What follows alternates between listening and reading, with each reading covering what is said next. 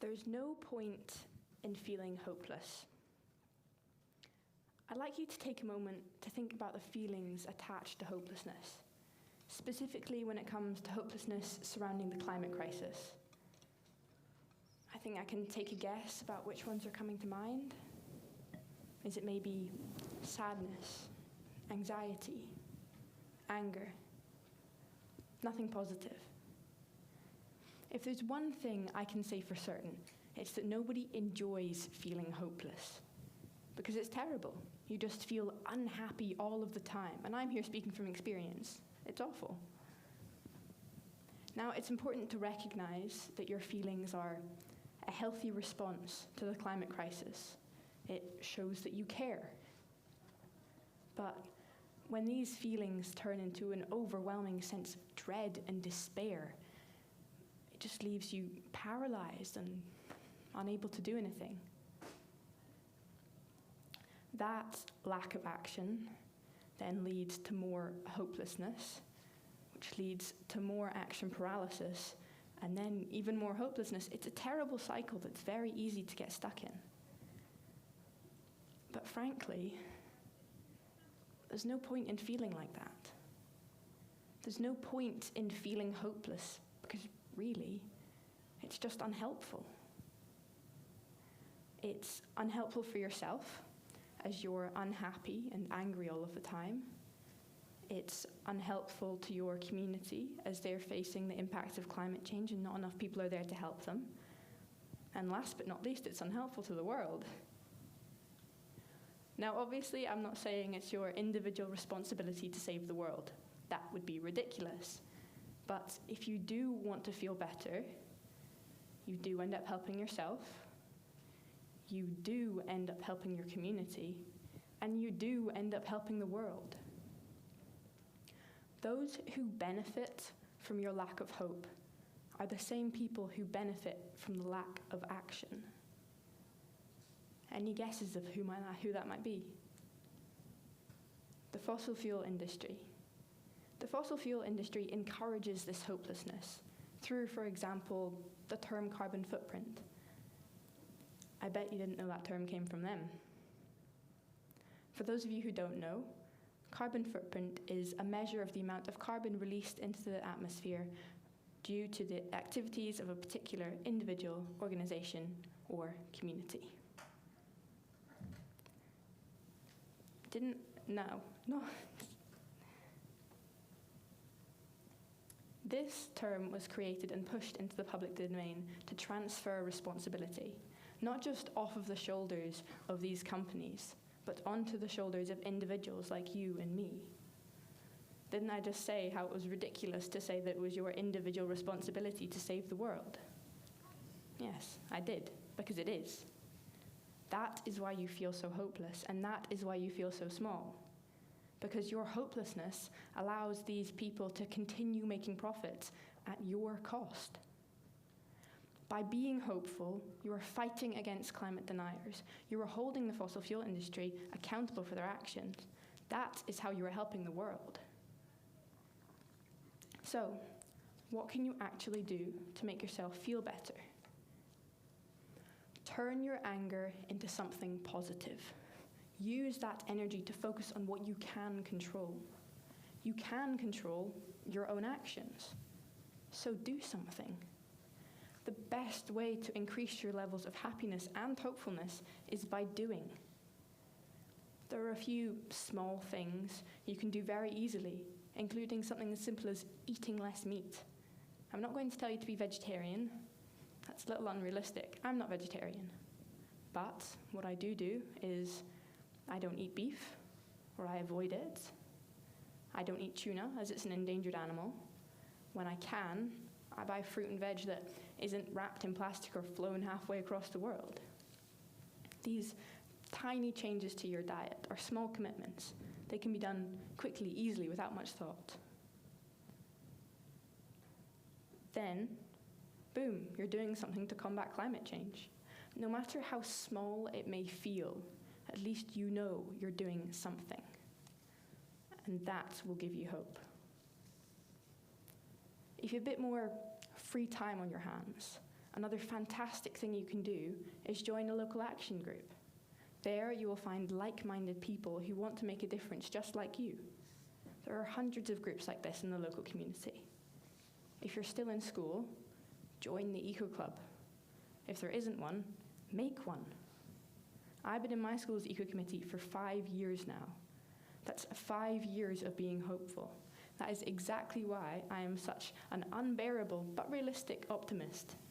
Because I've had 5 years of experience that has led me to believe that we are not doomed. By taking part in a group like that, you can see problems, come up with a plan to solve them, put that plan in place, and see results. Then you will have taken part in change in your local community. It's that simple. And along the way, you will meet amazing friends who can remind you that you're not alone and understand what you're going through. The Eco Committee that I'm a part of meet for 45 minutes every week, one school lunchtime. On top of that, I probably do another half an hour of work or so.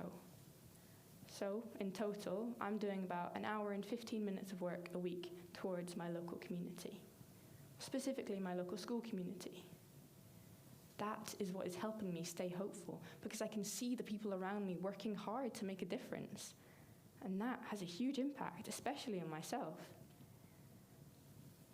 I know one of the most difficult things can be knowing where to start or where to look, especially for opportunities like these. A very simple first step is thinking about a local green space. Edinburgh Council run volunteer-based action groups called Friends of Green Spaces.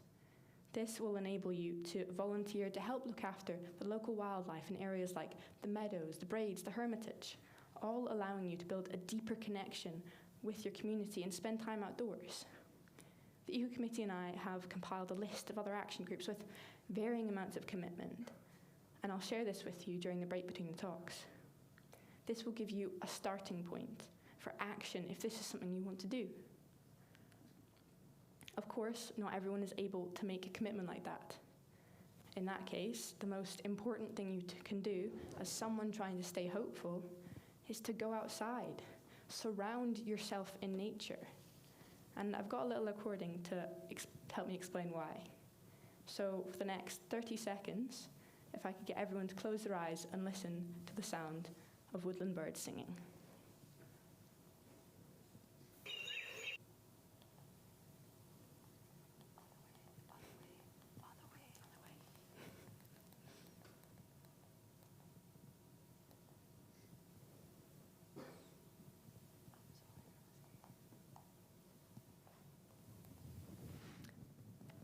That's all right. We can come back to that. Being in nature is good for you, essentially, is my point. It makes you feel better and feel relaxed. And to stay hopeful, you have to make sure that you are okay. And one of the best ways to reduce levels of stress and anxiety is by reconnecting to nature, being outdoors, specifically in forest areas. And taking a break from negative climate news can give you a chance to process how you're feeling. And it will show you what you're fighting for. It will help you avoid falling into hopelessness or burnout. Another amazing action you can do to stay hopeful is bring your friends and family with you when you go to these green spaces. By sharing your connection with nature, you're sharing your hope. And by sharing your hope, you're bringing another hopeful person to the fight. And that is an amazing thing to do. Going outside is something you can do easily to feel more hopeful and to feel better. That is something everyone should be doing. So, small changes, joining an action group, spending time outdoors, and sharing your hope. What are the long-term effects of these little changes, these little commitments? Well, I can tell you for one thing. The impact you will have on yourself, your community, and the world is incredibly significant. You are making the world a better place, and the little actions just make you feel so much better. If whatever you do, any of these actions I've told you about, or maybe even something smaller, if any of those give you the smallest, tiniest, minute grain of hope, then you are making a difference. You being hopeful is you fighting back. You being hopeful is you fighting for your future. And you being hopeful is you fighting for the future of every human, animal, and plant on this planet. Never underestimate the power of hope. Now, you may be sitting there thinking that humanity is still doomed. So if I couldn't convince you with my own words, I'd like to at least try with somebody else's. Here's a quote from Chris Packham, one of the greatest naturalists and campaigners this country has seen. In an interview with Positive News with the journalist Martin Wright, he was asked if there was any hope. This is how Chris Packham responded. Let's just think about the human organism. It's incredibly resourceful, adaptable, intelligent, creative, imaginative. You only need to walk into an art gallery or stand and look at the Bloomin' Pyramids to see that we have fantastic capacities to create. And now we need to create our way out of the mess that we've created. And we can do it. The situation would only be hopeless if we didn't know what was going on, if we didn't know how to change things. But we do. So, there is always hope. We just need to let it out of the box. Thank you, and stay hopeful.